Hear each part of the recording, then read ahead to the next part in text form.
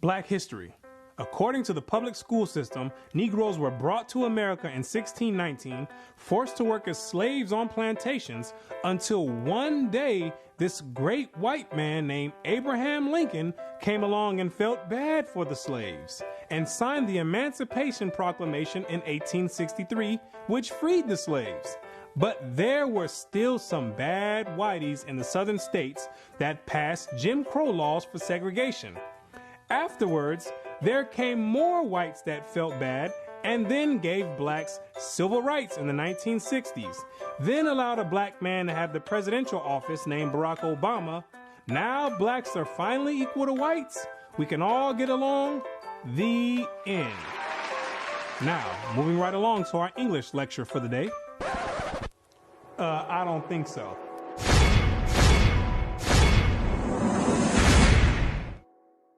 Black history. What do you know about black history?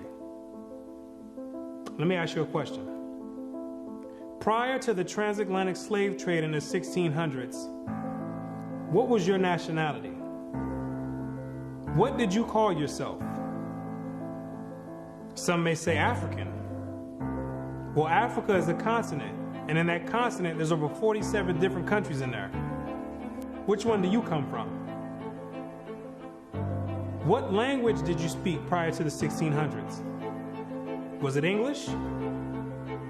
There's over 1,500 dialects being spoken in the land of Africa. Pick one. What clothing did you wear? Was it high heels and stilettos? Skinny jeans and Vans? What food did you eat? Hamburgers and hot dogs? French fries and SpaghettiOs? What religion did you partake in? Who was your God? Was it Christianity and Cesare Borgia? Most of you have no idea about the answer to these questions. You have no recollection of any history prior to the transatlantic slave trade. Now, is that a coincidence or by random chance? I don't think so. Have you ever asked yourself, why is it that in the public school system that every time the subject of black history is taught, it always begins in the 1600s and with slavery? Why is that? Doesn't that raise some antennas and spark inquiry? Why is it that the public school system is so committed to revolving black history solely on the past 400 years?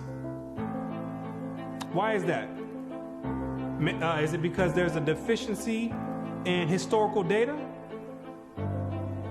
Or maybe because there's no history at all prior to the 1600s? Maybe black people just poofed out of thin air, sporadically, landed on slave ships, and they said, hey, we got a new species here, and start importing and exporting them all over the world. Maybe that's what happened. The question arises, what is the drawback on this history? Why does it keep being withheld? What's the big idea about it? Why is it being held hostage? That's the question. Why can't it be expounded on? 100 years prior to the 1600s? 300 years? 500 years? 1,000 years? Why is that information not being revealed? What's the big secret? What's the mysticism about it? What you're going to come to realize is that your identity is the biggest kept secret on the planet Earth. Oh, you thought that NASA and the space station and the secret missions being conducted by them, oh, you thought that was the biggest kept secret on Earth. No, this is bigger than that. You thought that the government and the CIA and the FBI hiding information about UFOs and Planet X and Nibiru and aliens, you thought that was the biggest information and biggest kept secret. No, this is bigger than that. The elite Confederate has spent billions of dollars and constructed an innumerable amount of psychological stratagem to ensure that you never received and acquired this information that's about to be put out. You're about to receive pertinent information from some of the most reputable biblical scholars, historians, and archaeologists. And they all know something that you don't know. And that's your identity. Ham, the youngest son of Noah, born probably about 96 years before the flood, and one of 8 persons to live through the flood. He became the progenitor of the dark races, not the Negroes, but the Egyptians, Ethiopians, Libyans, and Canaanites. Wait, the churches and the pastors, which are set up by the government, all teach in unison a doctrine that all black people come from the seed of Ham. But once you open up scholastic sources, you'll find out that the biblical scholars say something totally different from what's taught in Orthodox Christianity. What do they mean by Ham is the father of the dark races but not the Negroes? The Negroes themselves are a dark race of people, so how can you say that Ham is the father of all these dark races and exclude the Negroes? What are the biblical scholars trying to convey? What the biblical scholars are saying is that you're not African. There's only 4 families, according to the Bible, that make up the native population of Africa, or the land of Ham. And the biblical scholars know that you don't descend from any one of those 4 families.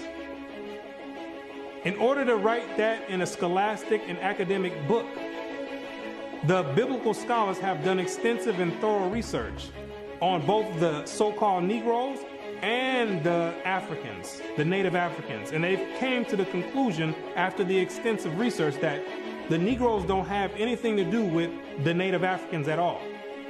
They're 2 totally separate people.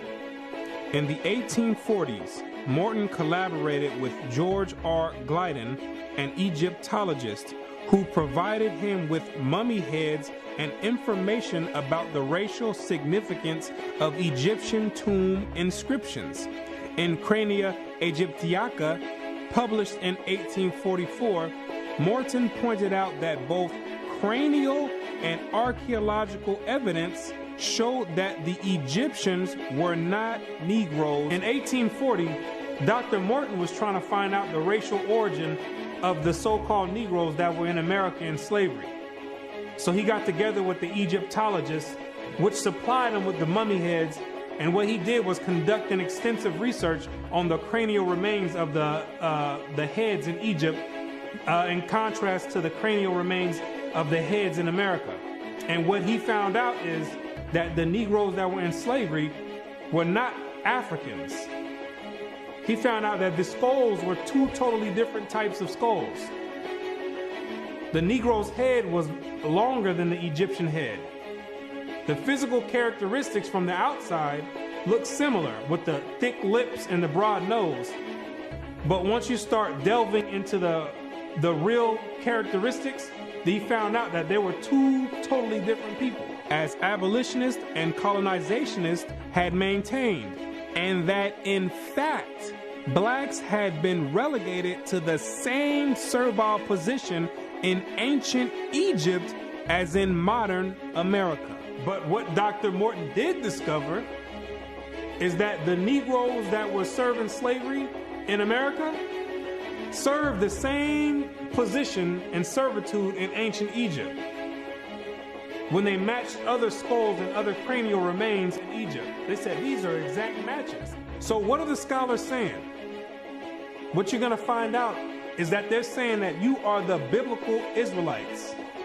Yes, you're the same exact people that served slavery in the land of Egypt. You're the same exact people that God sent Moses to go redeem under the hand of Pharaoh. You're the same exact people.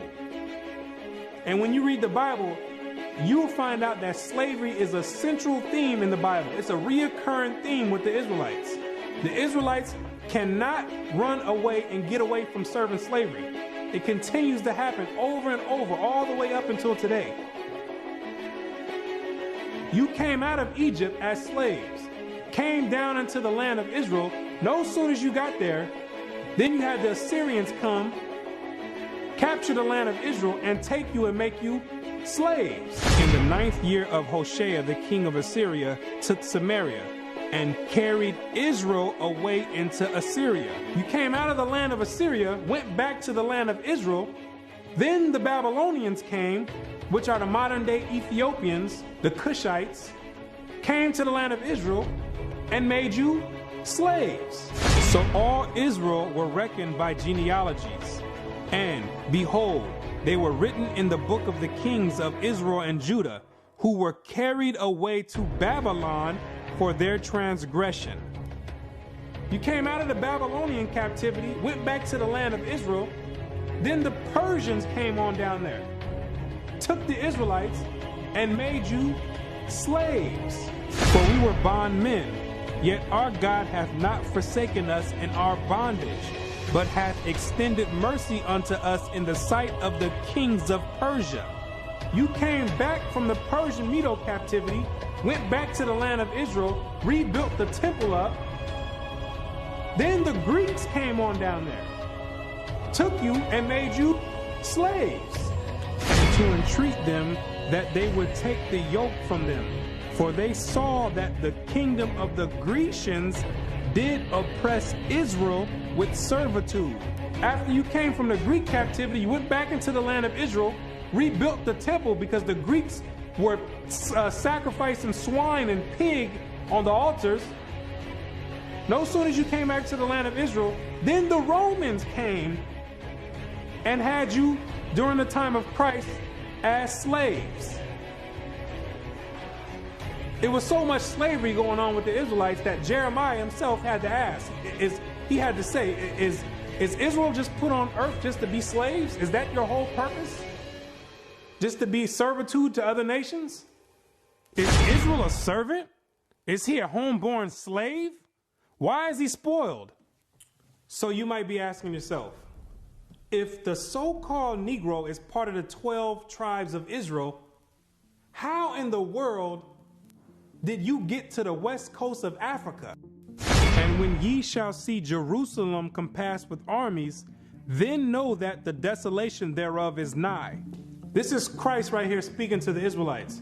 He says, when you see Jerusalem compassed or surrounded by the Roman armies, then know that the desolation or the destruction of the land of Israel is getting ready to happen. The Romans getting ready to come in here and tear some stuff up.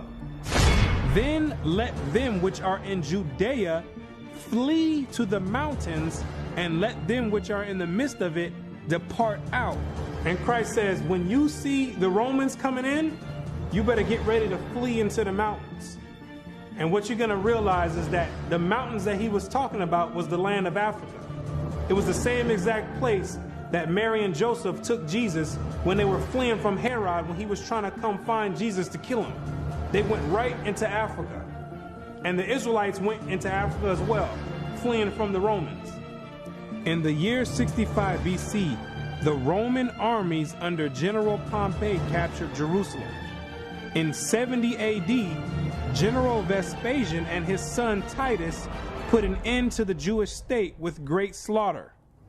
During the period from Pompey to Julius, it has been estimated that over 1 million Jews fled into Africa, fleeing from Roman persecution and slavery. The slave markets were full of black Jewish slaves. Over 1 million of you Israelites fled from the land of Israel into the land of Africa, running away from the Romans because the Romans was coming to put slaughter to the Israelites. The ones that didn't take heed to the prophecy of Christ when he said you better leave and go to the mountains, go to Africa, when they got caught by the Romans, they were taken back to Europe and sold in slavery and put in servitude and became gladiators, put in the lions' dens. The pagans and the Romans attacked the Jews indiscriminately. Both the Jewish soldiers and the uninvolved peaceful population without mercy. As a result of this merciless attack, many Jews fled to those parts of northwest Africa known as Tunisia, Algeria, Morocco, and Mauritania. Many other Jews fled to other areas where Rome did not have any jurisdiction. This was to the region of the south, the Sahara Desert, and the Sudan. Grazel says, such is the explanation of how the Sahara Desert first acquired Jewish tribes, toughened by a fighting tradition and possessed of physical characteristics, black, which it is said still makes them approximate very closely the original Jewish population of Palestine.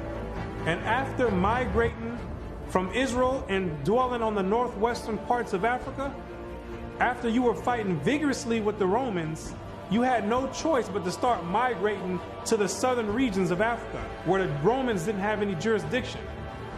Because the Romans were relentless, and they were adamant about putting all Israelites to death.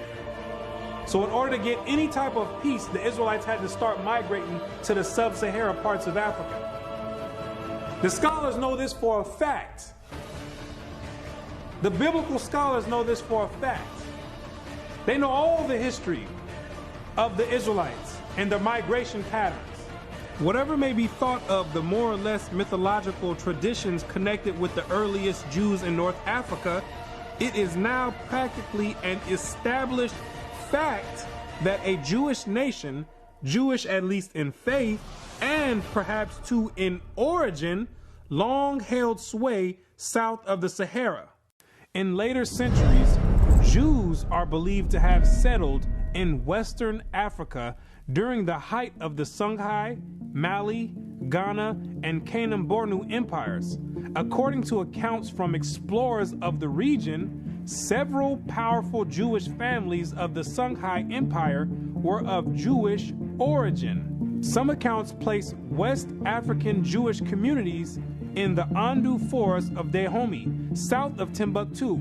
In the 1930s, these groups still maintained a Torah scroll written in Aramaic that had been burned into parchment with a hot iron instead of ink so it could not be changed. In the 1930s, the historians went over there and still found Israelites over there that didn't get captured in the slave trade, still practicing the Hebraic faith, still knowing who they were. With a Torah, which is the first 5 books of Moses, written in Aramaic. That's the ancient language. And it's a shame that they have to burn it in hot iron so the European colonialists don't come over there tampering with it and taking the evidence and trying to hide the history. It's a shame that they have to do that. It is a total shame that they have to do that. The black Jews had an advantage over the African tribes. They carried their culture, history, laws, and written records with them. The Jews made use of every opportunity. They were an industrious and skillful people. In the Jewish Ghanaian states were found kings, princes, governors, generals, secretaries, treasurers, revenue agents, judges, architects, engineers, doctors, historians, language interpreters, mathematicians, jewelers, sculptors, masons, carpenters, painters of art, goldsmiths, leather workers, potters, armorers, saddlers, blacksmiths, agriculturalists, etc. Who told you that you was a bunch of Negroes running around on the west coast of Africa, butt naked, swinging from vines? Who told you that lie? You were and still are a prestigious people, a skillful people. Yea, and what have ye to do with me, O Tyre and Zidon, and all the coast of Palestine? Tyre, Zidon, and the coast of Palestine, those are all ancient Africans that God is referring to. Will ye render me a recompense? And if ye recompense me, swiftly and speedily will I return your recompense upon your own head. Because ye have taken my silver and my gold, and carried into your temples my goodly pleasant things. The children also of Judah and the children of Jerusalem have ye sold unto the Grecians. The Africans got together with the so-called Grecians or the Europeans, and they commenced in selling the Israelites that were dwelling on the west coast of Africa in slavery. There's your slave trade right there in the Bible. Both buyers, Europeans, and sellers, Africans, saw the people traded into captivity on the African coast as outsiders. Now, why did those Africans see you as outsiders? Because you were some people that migrated and encroached on their land. They knew you were not the same exact people. The customs that you had, the way you moved, they knew you were not the same people, so they had no problem commencing in a slave trade with the Europeans. Do you be crazy to believe that Africans were selling their own people? That makes no sense at all. When the Europeans put that in the textbooks, they're using technicalities, saying Africans sold other Africans. When they're using technicalities, what they mean to say is native Africans were selling Israelites that were living in Africa. It'd be no different if somebody wrote history of 500 years from now and say there was a slave trade that happened here in America. Say black people got together and start selling white people to the Chinese. If somebody with the same mindset that the Europeans have wrote history 500 years from now, they would say Americans were selling other Americans to the Chinese. When it's two totally different nation of people living in America. You can't just say Americans sold other Americans. Two totally different people. It's the same exact scenario on the west coast of Africa. There are both oral and written explanations that trace the origin of the Igbo. And the most tantalizing is an association of the Igbo to the Hebrew race. This assumption is based on the fact that Igbo culture has many similar traditional customs like that of the Jews. Similar customs are observed in marriage negotiations, childbirth and circumcision, restitution, attitude to totem animals and taboos, as well as hospitality to others, especially to strangers, etc. The Igbo are therefore said to be the split and lost group or tribe of Israel that refused to wander further northeast with Moses, but preferred going down southward. The Igbo people have many Jewish traditions. Naomi Katz, the current Israeli ambassador in Nigeria, and others point to their possible ancient Israelite origins. See, the scholars, they've done their research on the Igbo tribe, extensive research. And they've compared the traditions of the Igbo tribe, and they've matched them up to the biblical traditions of the Israelites. And they said, whoa, these are strikingly similar. The only way that these people could be practicing the Hebraic faith this close is if they were the biblical Israelites themselves.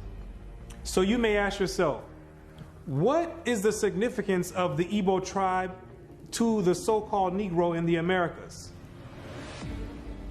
When you do the research, what you're going to find out is that the Igbo tribe is one of the main sought-out tribes that were captured and sold in the transatlantic slave trade and came right here to America.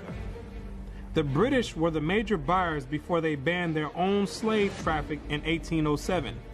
They were replaced by the Portuguese and the Spanish for as long as the traffic continued here. The majority of the captives were speakers of Igbo dialects. You can hear me clearly, Rabbi. Let us have your name once more. My name is Rabbi Yehuda Ben Shomer. Okay. Well, is it okay if we just call you Yehuda? Yeah, that's fine. Today? Okay, yeah, that's great. fine. No problem at all. I'll go on even further to say this, that the slave trade is actually connected to Deuteronomy 28, because the majority of the slaves that were brought to the Caribbean islands and brought to the Americas were Ibu people, were people of Hebrew and Hebraic Israelite descent, if you will. And so if you read Deuteronomy chapter 28, it matches perfectly what happened to the Hebrew slaves, the black Hebrew slaves, during the slave trade. It just matches it perfectly. Back up now. I think we just rung a bell here. Hold up now. Okay. Hold up. Hold the presses. Okay. Hold up. I hope everyone is listening to this. This is you about to rock some boats now. Ben Yehuda there. Hold up now. Listen to what he's saying here. So you are saying that there's a great chance, or more so, that the black people that links directly to the slave trade are from the lost tribes of Israel. Is that what you're saying here, sir? Yes, I am. Now, granted, I will qualify that I don't. Wait a second. I don't believe that every single black person is Hebraic or Jewish, but I'm saying that the majority of the slaves involved in the slave trade were Hebrews. These people knew exactly who they were buying and selling, both the Africans and the Europeans.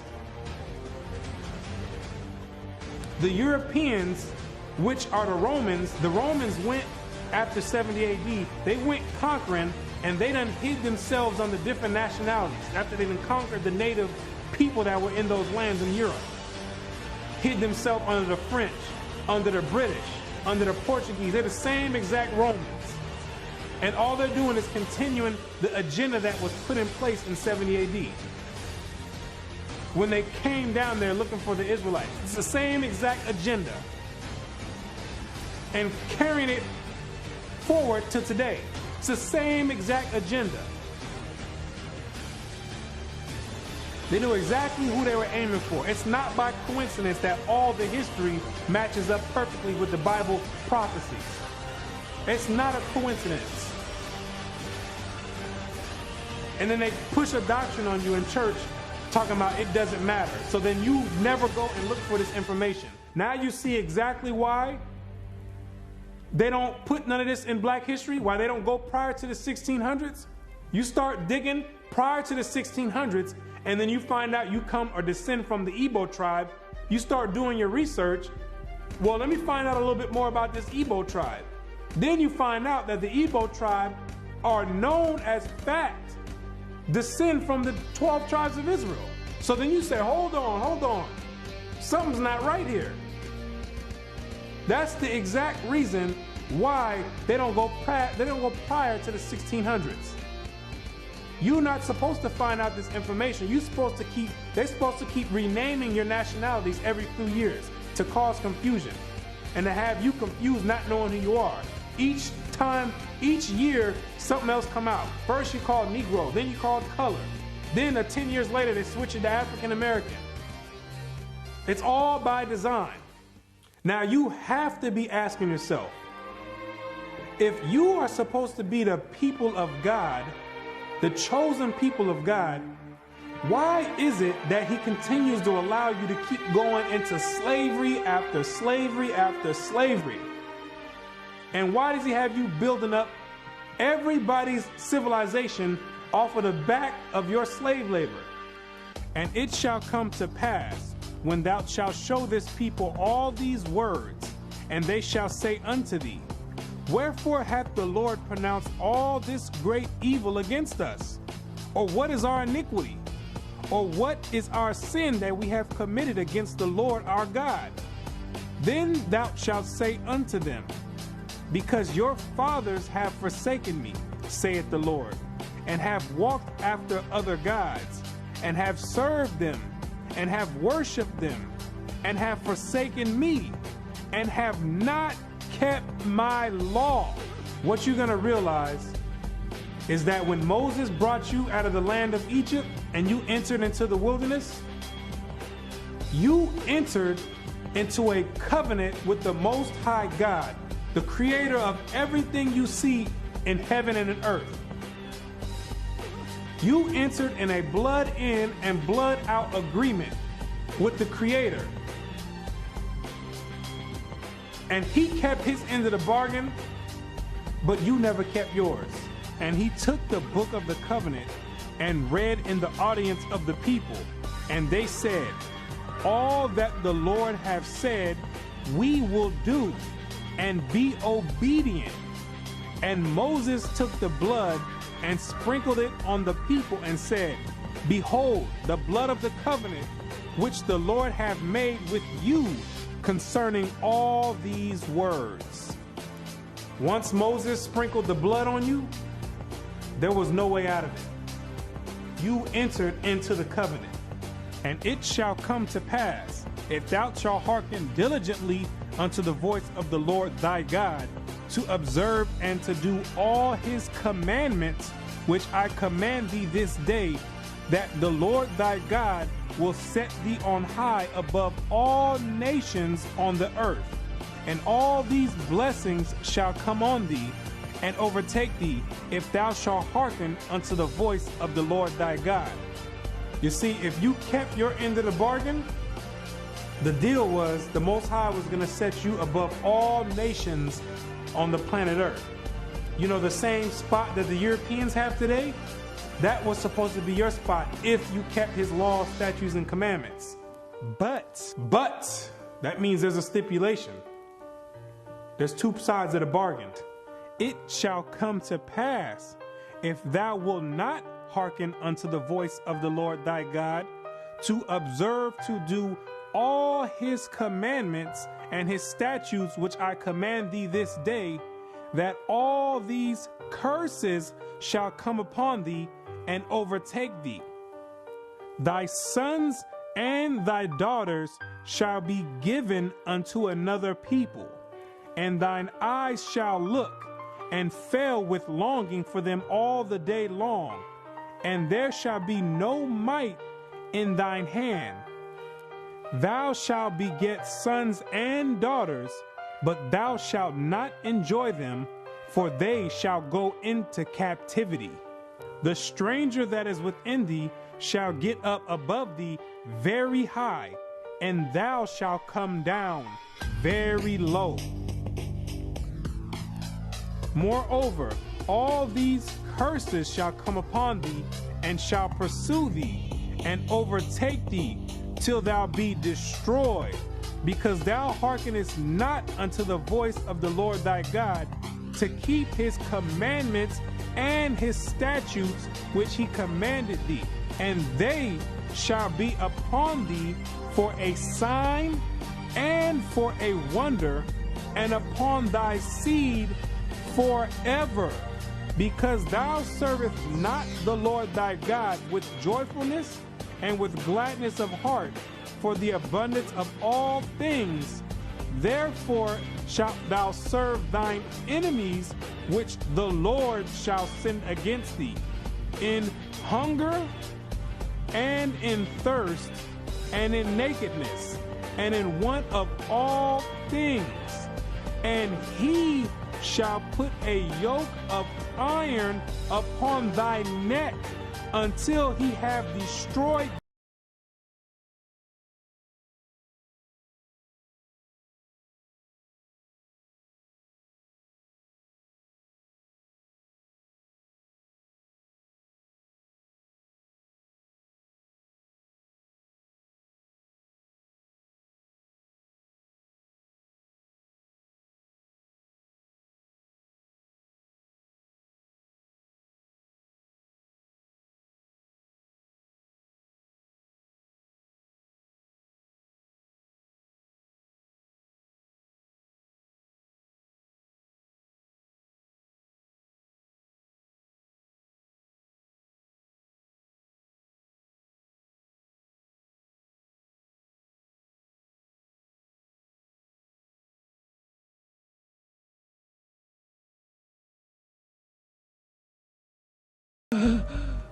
I want to hear you say your name.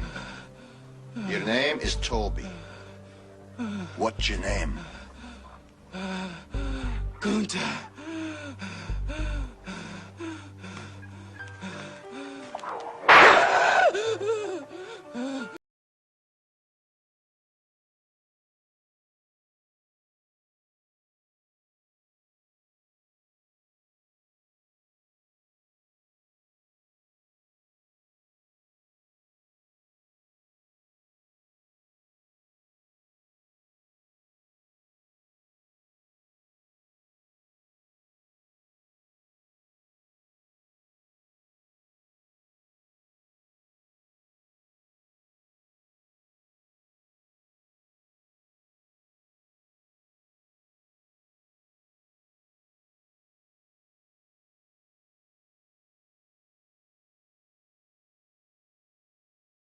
I shall be evil towards his brother, and toward the wife of his bosom, and toward the remnant of his children, which he shall leave. You wonder why it's black on black crime?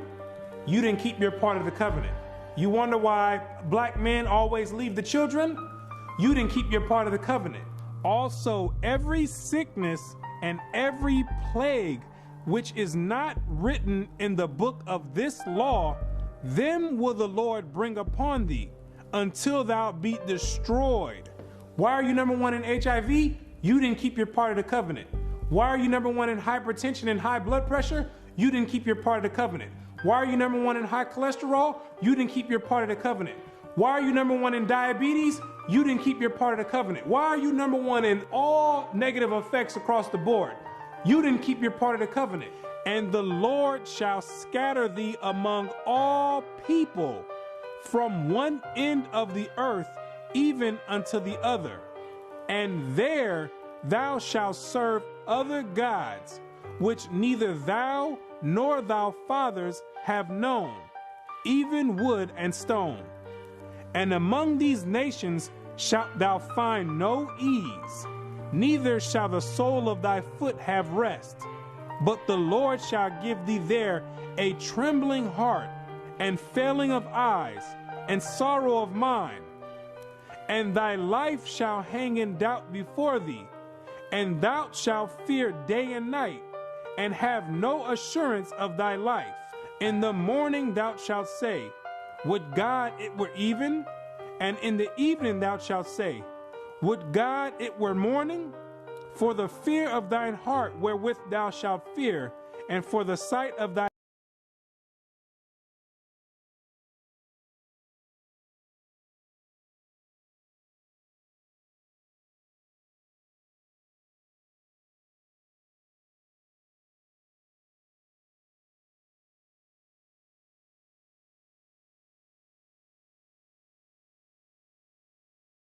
God says he's going to bring you into Egypt again. He's saying, I'm going to bring you into slavery again with ships.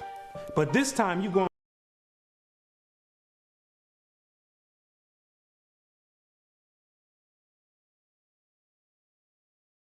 by the way whereof I spake unto thee, thou shalt see it no more again. And there ye shall be sold unto your enemies for bondmen and bondwomen, and no man shall buy you. And God says no man shall buy you. Back in the biblical days, you would be able to buy or redeem a slave by payment. But God says no man is going to be able to redeem you out of this slavery. This last one I bring you to, this last Egypt, nobody's going to.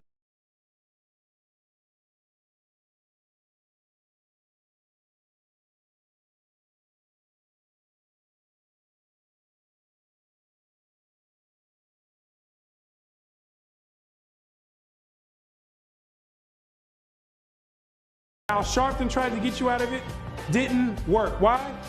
Because you are still breaking the covenant.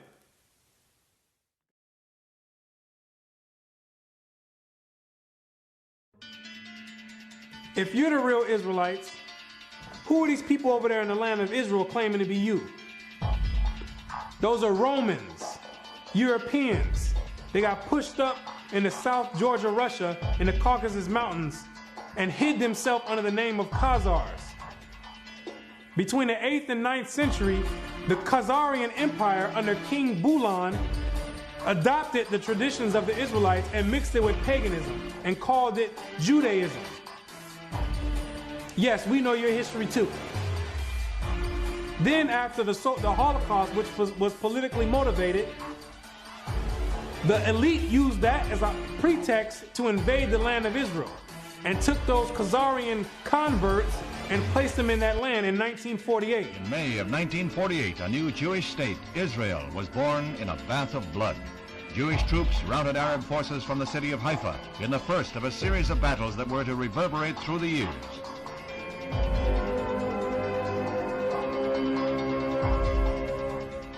In the year of independence, fighting was fierce in the Negev desert area. Here, Israeli troops routed the Arabs and took hundreds of prisoners. Meanwhile, on May 14, 1948, the new government, headed by David Ben-Gurion, is installed in Tel Aviv. Thus, for the first time since the Roman legion destroyed Jerusalem in the year 70 AD, the Jewish people have a nation of their own.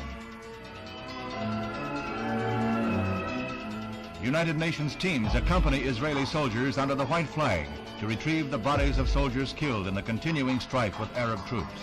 The UN was able to effect some uneasy pacts calling for a truce, but skirmishes continued to break out. Dr. Chaim Weizmann joined Premier Ben-Gurion in the government. The Jewish patriot became president as Israel went before the United Nations to seek a place in that world body. The Middle Eastern Arabic nations were in violent opposition, and when Israel was voted a membership, they walked out in a body. For the rest of the day, their seats remained empty, but they returned the next morning to no further incident.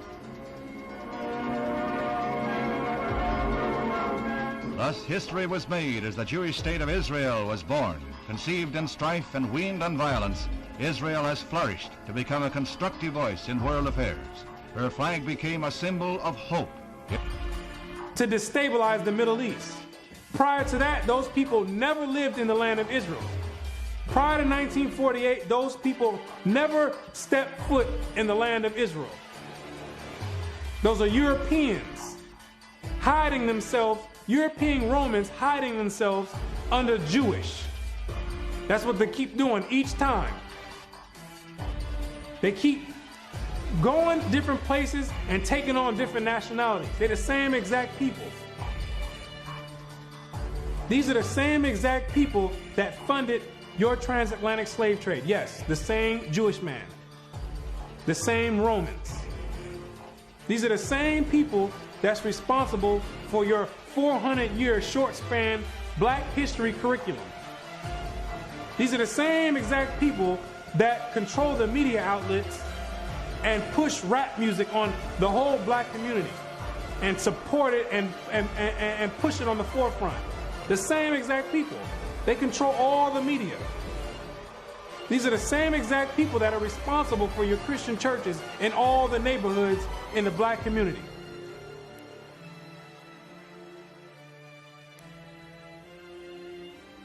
The Bible says when the real Jews get in the land of Israel, there will be no more war. Since those converts, Khazarian converts, went into the land, it's only been war. They don't fit the prophecies. They over there dealing with Satan. I know thy works and tribulation and poverty, but thou art rich. And I know the blasphemy of them which say they are Jews and are not, but are the synagogue of Satan, using the Babylonian Talmud as their authoritative source.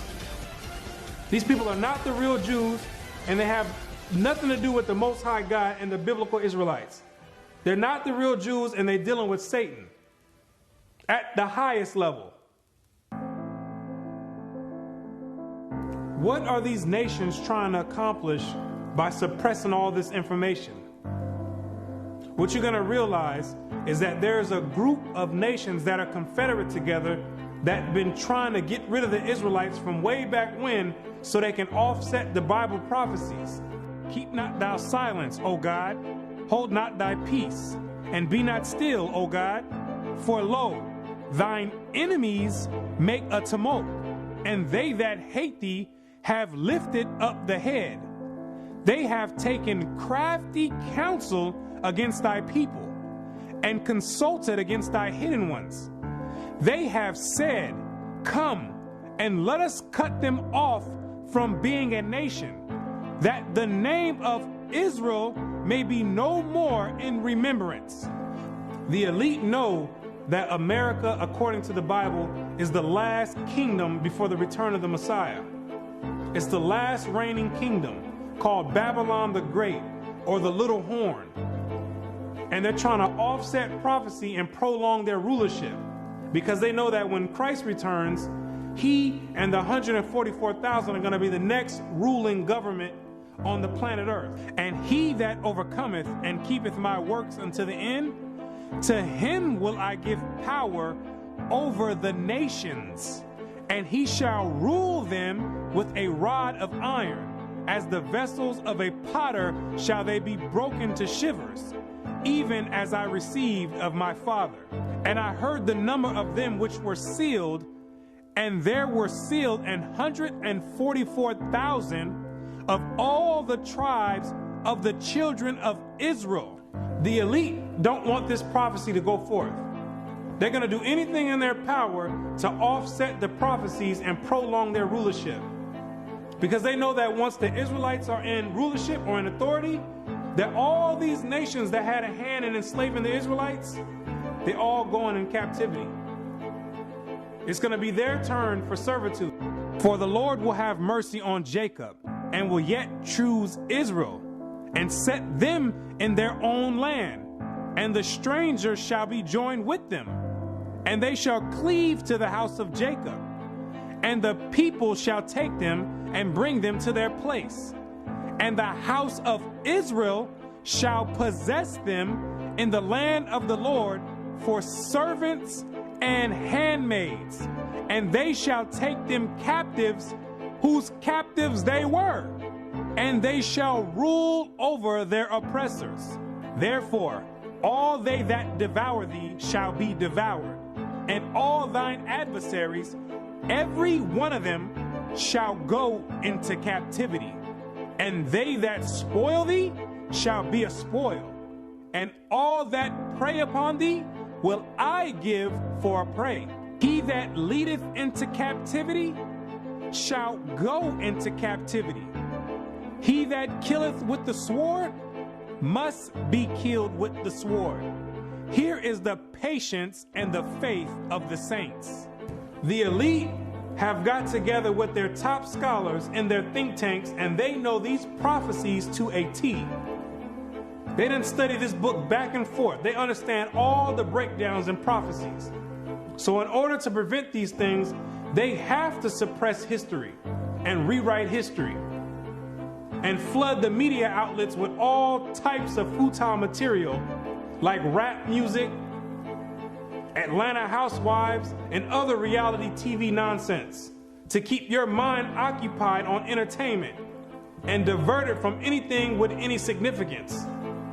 And the success rate of that to black people is extremely high.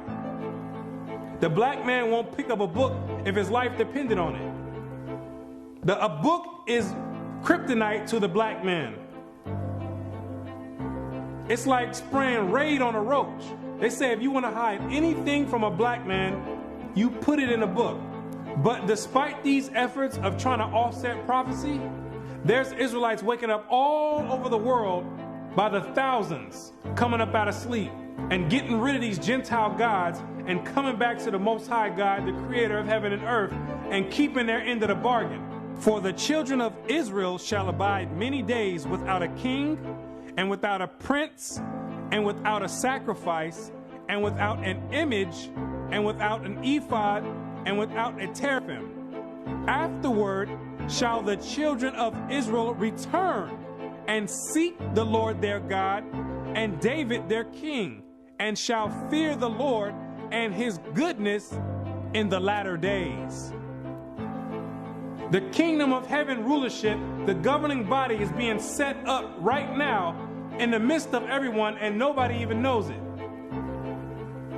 While America is on an economic decline, God is raising up the ruling government of the kingdom of heaven.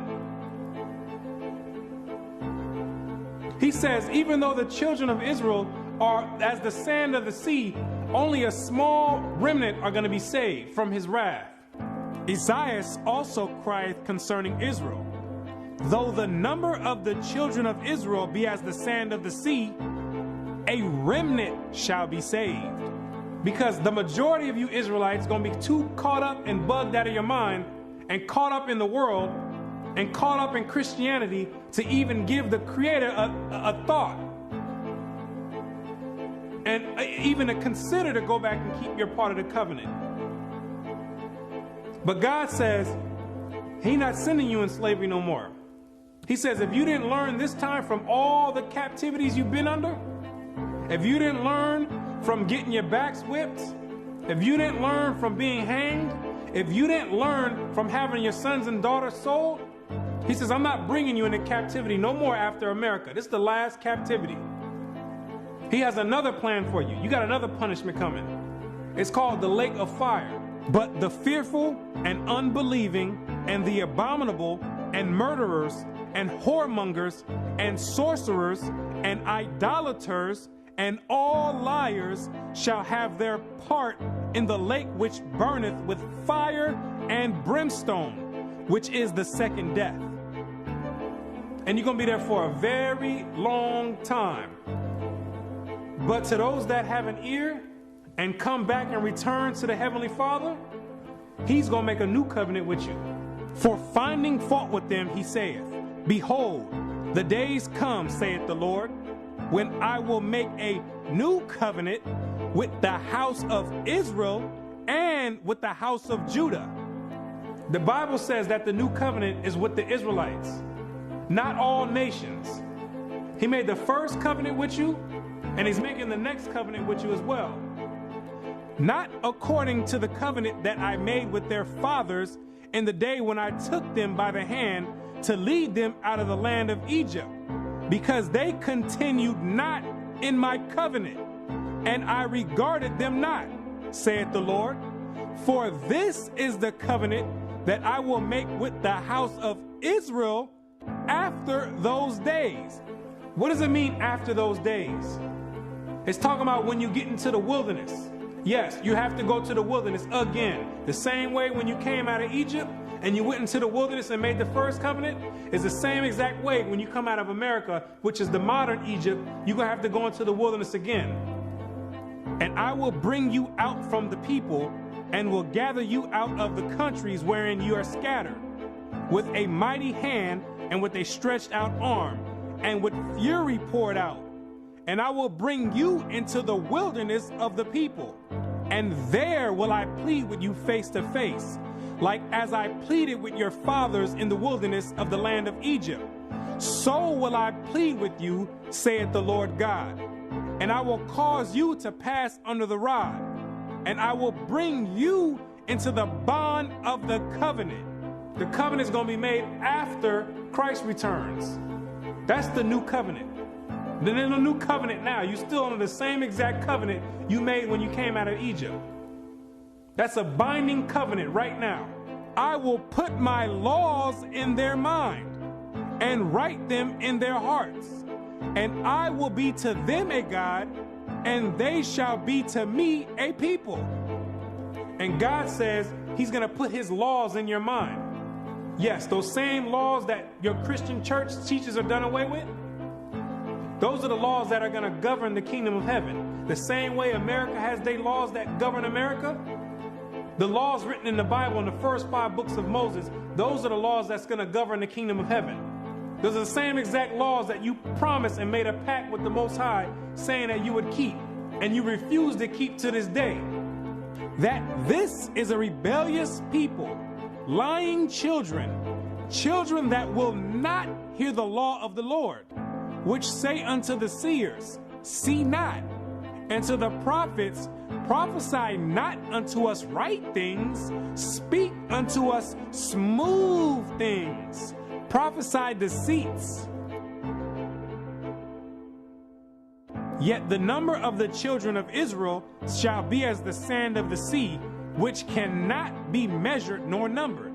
And it shall come to pass that in the place where it was said unto them, Ye are not my people, there it shall be said unto them, Ye are the sons of the living God.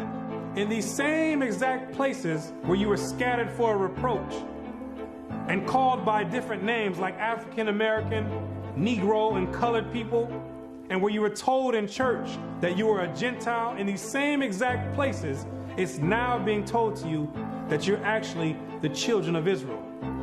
Prophecy is being fulfilled right now. It's up to you now to make a choice.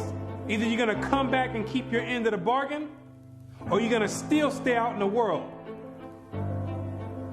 And if you stay out in the world, the only thing you can look forward to is weeping and gnashing of teeth. The Most High is extending out his hand one last time. It's either you're going to repent and come back, or you're going to die in your sins. You can hang on to whatever you want. You still want to worship the Gentiles' gods? You go for it. The Gentiles can teach that the law's done away with. They wasn't back there in the wilderness, and they wasn't back there with the blood sprinkled on them. They wasn't under a covenant. They weren't back there saying, we will obey. You did. The Most High never gave them no laws to keep, but he gave it to you. He showeth his word unto Jacob, his statutes and his judgments unto Israel. He hath not dealt so with any nation. And as for his judgments, they have not known them. Praise ye the Lord. So there's no punishment for them not keeping the laws. But there's a great punishment for you not keeping it. So it's time to decide. Either you're going to be in or you're out. But now you know who you are.